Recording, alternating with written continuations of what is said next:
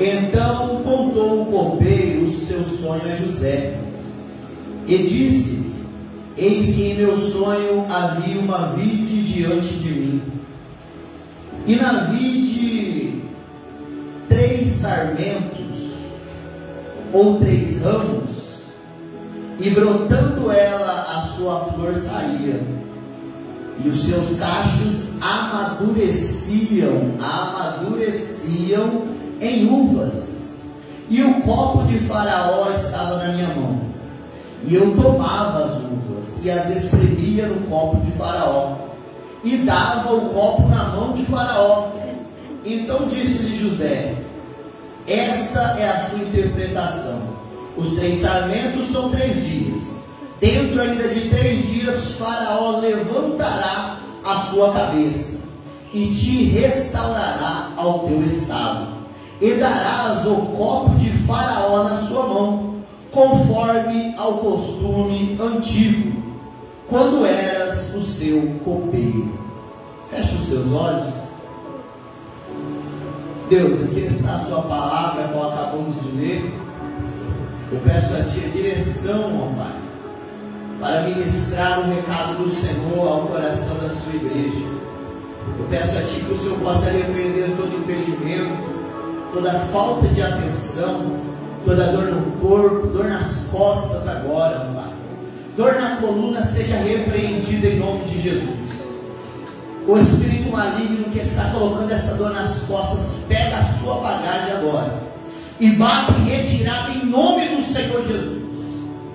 Repreende, ó Pai, todo mal, toda barreira, todo impedimento, toda preocupação contra a mente desta mulher, contra a mente deste homem, e fala conosco, porque nós queremos ouvir a sua voz, em nome de Jesus.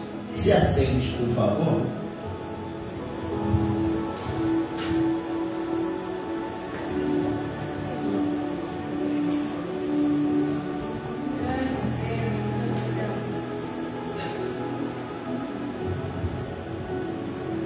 Irmãos, o verso 13, ele vai dizer assim: conforme o costume antigo. Você pode repetir comigo? Conforme o costume antigo. Conforme o costume antigo. O texto se trata de José.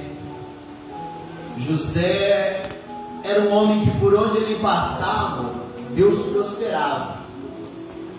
José foi caluniado pela mulher de Potifar e agora está preso. Porém, entretanto, enfim, José era um homem, um rapaz ou um moço que por onde ele passava ele fazia o ambiente. José foi caluniado e agora José está na prisão, porque ficou assim, Marcos, a palavra de José contra a palavra da mulher do rei. A corda está para o lado mais fraco, e lá estava José preso.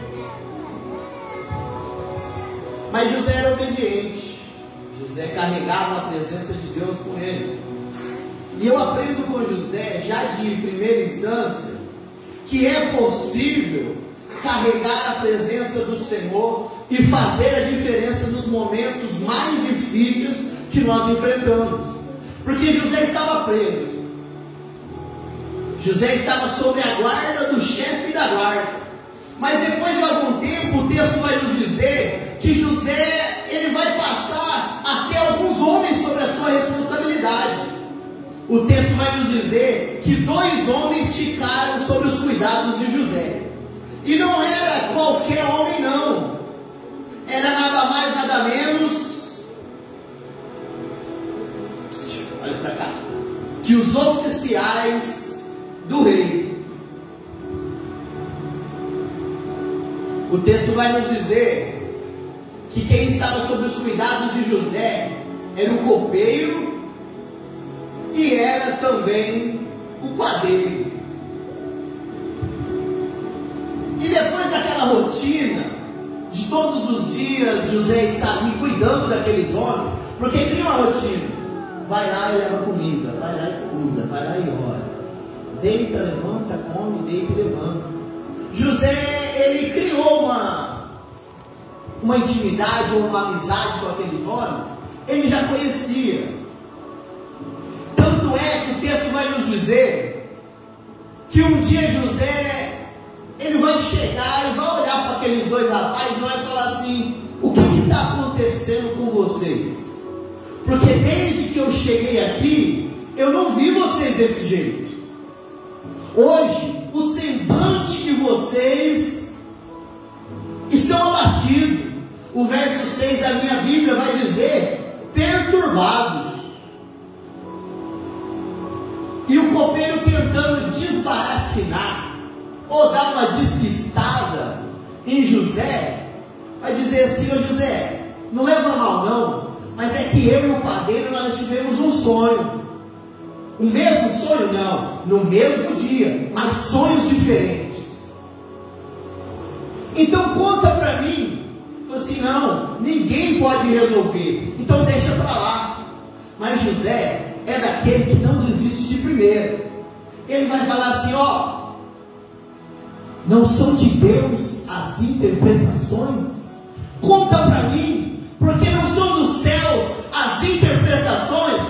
Nesse momento José está dizendo assim: eu não posso fazer nada por vocês, mas eu conheço um Deus a qual eu sirvo, que Ele pode resolver todos os problemas, Ele pode desvendar revelações, sonhos, porque todas as interpretações são dele, são do céu. José está tirando dele toda a possibilidade, todo o ego, todo o eu.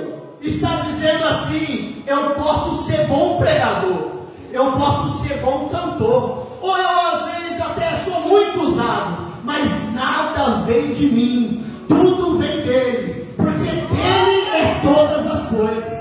Aleluia, Senhor. E depois disso, o copeiro, ele vai contar o sonho. E antes de eu entrar nesse sonho, eu não vou demorar. Antes de eu entrar nesse sonho, eu preciso que você entenda quem era o copeiro. O copeiro, Marcos, ele era responsável em dar um confere da alimentação do rei. O copeiro, antes do rei tomar o seu vinho, o copeiro ia lá e provava o vinho antes, porque era de costume da época tentar envenenamento quando não se conseguia por flecha, quando não se conseguia por lança ou por espada. Era uma estratégia forçada o envenenamento, e por isso o copeiro estava lá. Em outras palavras, o copeiro era um homem de intimidade do rei. Glória a Deus. Porque só bebe no meu copo quem tem intimidade comigo. É, Jesus, aleluia. Ontem eu vi isso dentro do carro.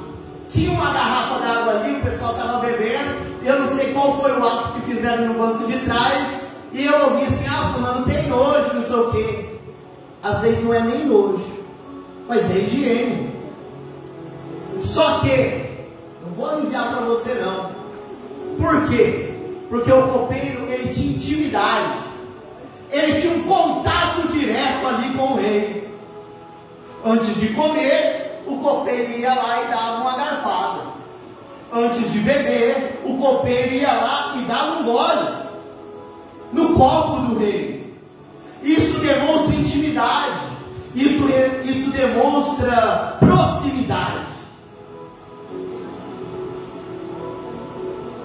Mas agora aquele que tinha contato direto,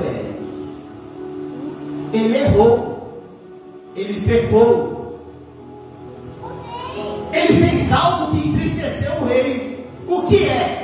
Será que alguém pode me contar nesta noite o que é que o copeiro e o padeiro fez para o rei? Não, O texto não me permite ser ousado com isso. O texto não me permite falar o que foi que o padeiro fez. Mas ele diz que aquele que tinha comunhão, agora ele está preso. Então, o segundo aprendizado nessa história é que quem tem intimidade, quem tem comunhão, quem tem contato com o rei, ele também está propício a errar. É, Senhor, aleluia. Eu vou melhorar e você dá um glória para ninguém achar que é com você, porque independente de quantos anos de crente eu tenho, eu também estou sujeito ao erro. Glória a Deus. Porque independente se você é pastor ou se eu sou pastor, eu também estou sujeito ao erro. Aquele que tem intimidade, que tem comunhão, ele também está sujeito ao erro. Como não se lembrar de um homem segundo o coração de Deus, que errou, Davi, e Deus perdoou a Davi. Mas o que não foi tirado de Davi foi as consequências do seu pecado. E agora aquele que tinha intimidade, ele está preso. Porque, como eu disse, o rei até perdoa, mas as consequências ficam. E talvez nessa noite eu prego para pessoas aqui que estão presos em cadeias sentimentalmente, em cadeias conjugal. Talvez você está preso em uma cadeia espiritual e você já tentou de todas as maneiras, mas você não consegue se libertar. Mas eu vou fazer como José nessa noite, e se você quiser, você recebe essa palavra. Eu não posso fazer nada por você, mas eu conheço o Deus dos céus que livra cadeias. Talvez tem gente batalhando contra você, talvez, como foi louvado aqui, tem gente armando armadilhas contra você, mas tem o Deus dos céus quebrando cadeias, quebrando grilhões, quebrando algemas. Cadeias estão sendo quebradas nesta noite. E eu sinto de pregar para pessoas que estão presas espiritualmente. Eu quero parabenizar os varões que hoje estão todos de ternos, bonitos. Vamos adotar isso na nossa Santa Ceia. Marcelo, eu não falei, né? Então Marcelo está isento. Só que aquele que também usa um terninho de R$1.000, ou de 1.500, ou de 800, independente do valor da sua conta bancária, esse também pode estar preso em cadeias espirituais. Porque Satanás, irmão, ele tentou contra Jesus quando Jesus estava no deserto, quando Jesus estava cansado, quando Jesus estava com fome, quando ele aproveitou da sua sensibilidade, irmãos, e foi tentar a Jesus. Mas mesmo cansado e com fome, Jesus disse: sai-te, vai-te, Satanás, porque na minha mente você não toca. E esse é o papel de Satanás: tentar dominar as nossas vidas, tentar nos aprisionar. Aleluia, Senhor. E eu quero pregar para você. Eu quero pregar para pessoas que têm sido vítimas de cadeias. Esse homem estava preso. Esse homem estava preso.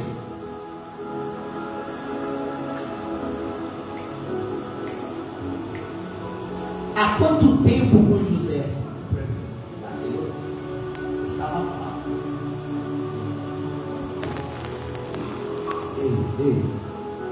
Ei, isso. Eu acho que estava.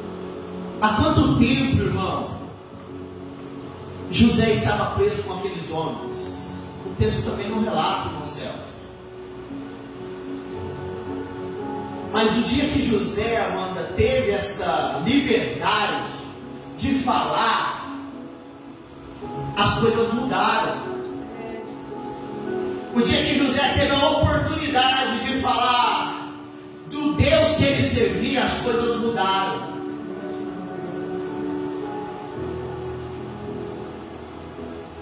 As coisas mudaram. E eu aprendo mais uma coisa diante desse texto, que eu só posso ajudar aquele que me dá liberdade. Eu só posso te ajudar se o Senhor falar: pastor, vamos trocar uma ideia, eu estou precisando conversar. E Jesus é do mesmo jeito, irmão. Pessoas estão sendo aprisionadas, pessoas estão tendo as suas vidas tiradas. E eu ouço pessoas falar assim: ah, mas Jesus não faz nada. Jesus não é como Satanás, que chega e mete o pé na porta, não. E agora José convencendo esses homens,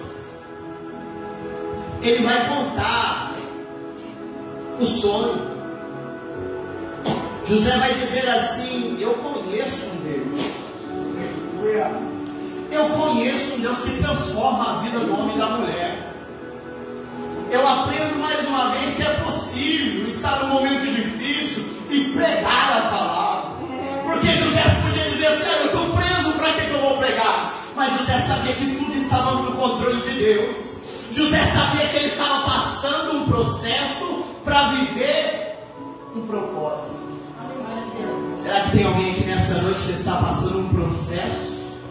E ainda hoje disse assim: Senhor, para que é este processo que eu estou passando? E debaixo da autoridade de Deus eu quero dizer para você nessa noite, que todo processo ele leva a um propósito. Que todo processo ele vai te levar a viver um propósito. Até encontrar José, eles estavam ali sem esperança. Eu quero profetizar nessa noite que Jesus vai levantar José na vida de pessoas aqui para trazer esperança novamente. Que Jesus vai levantar José na vida de irmãos e irmãs e jovens para trazer novamente o costume antigo. E depois que ele levantar este José, não pense que você vai ficar desse jeito, que ele vai levantar você como José para ser bênção na vida de outras pessoas.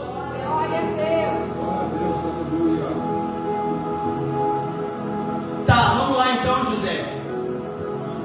Vamos lá, porque você falou, você me convenceu. Eu vou contar o sonho. Eu via uma videira, e nessa videira ela tinha 3 ramos. Esses ramos, eles davam flores. Essas flores davam uvas. E essas uvas, peraí, como que eram as uvas? As uvas eram maduras. Eu pegava essas uvas e espremia no copo do rei. José vai dizer: ok, esta é a interpretação então. A interpretação do teu sonho é essa. Os 3 ramos são os 3 dias. E eu estava lendo esta palavra e posso entender que o próprio Deus, ele trabalha com hora marcada. Só glória.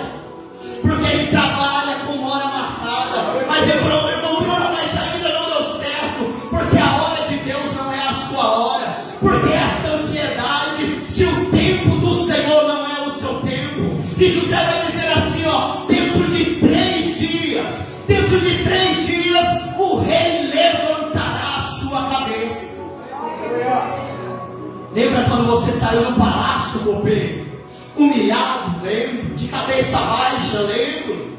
Lembra quando você saiu do palácio, angustiado, fraco, distanciado do rei? Eu lembro. José vai dizer assim: daqui 3 dias o rei levantará a sua cabeça.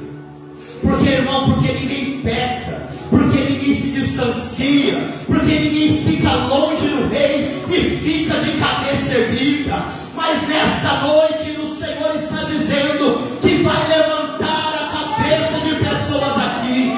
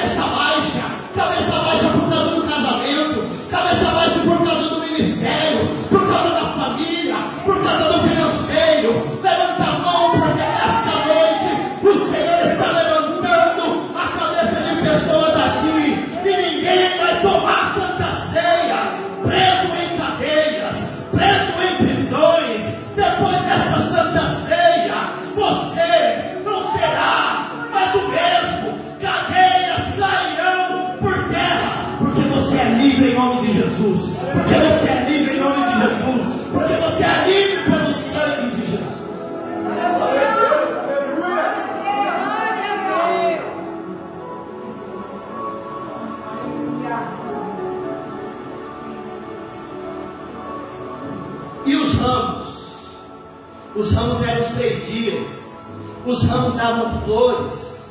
Depois de levantar a sua cabeça, o Senhor vai te fazer florescer. O Senhor vai te fazer frutificar por onde você passar. Talvez essa luta que você está passando, você acha que ela veio para te matar, você acha que ela veio para te parar, você acha que ela veio para te fazer desistir, mas lembre-se, as uvas estavam amadurecidas. Este vale veio para te amadurecer, esta luta veio para te amadurecer. E eu termino agora. E o copo do rei voltava para minha mão. O copo simboliza a intimidade. Glória a Deus. O copo simboliza a intimidade. Satanás tentou roubar a intimidade de pessoas aqui, irmão. Satanás tentou roubar a sua comunhão com o Senhor dentro desses 30 dias, ou dentro dessa última semana que passou. Mas o texto nos diz nesta noite que o Senhor vai devolver a intimidade que tu tinha com Ele. Esse deserto ele não vai roubar a sua intimidade. Esta prova ela não vai roubar a sua intimidade. E assim como era no tempo antigo, quem orava vai voltar a orar, quem consagrava vai voltar a consagrar, quem evangelizava vai voltar a evangelizar, quem intercedia vai voltar a interceder, quem buscava vai continuar buscando, quem pregava vai voltar a pregar, porque o costume era antigo, mas ainda vale para hoje. Santidade continua sendo santidade, vida com Deus continua sendo vida com Deus. E nesta noite ninguém vai participar do corpo do sangue do Senhor debaixo de cadeias, debaixo de prisões. Receba novamente a intimidade com o Senhor. Levante a sua mão, levante a sua mão, como se o corpo estivesse na sua mão, como se o corpo estivesse. A intimidade volta para as suas mãos nessa noite, a comunhão volta para a sua mão nessa noite, a comunhão volta para a sua mão nessa noite, o contato volta para as suas mãos nessa noite. Porque uma falha, irmãos céus, porque um pecado ele não pode resumir a sua história. Uma parada não pode resumir a nossa história, não pode resumir a nossa trajetória. Então nessa noite receba novamente a comunhão do Senhor, receba novamente a intimidade do Senhor. E quando você chegar na sua casa, se Satanás tentar te afrontar, dizendo você errou, você parou, você desistiu, você levante a mão dentro da sua casa e diga: Santo, Santo é o nome do Senhor, livre eu sou pelo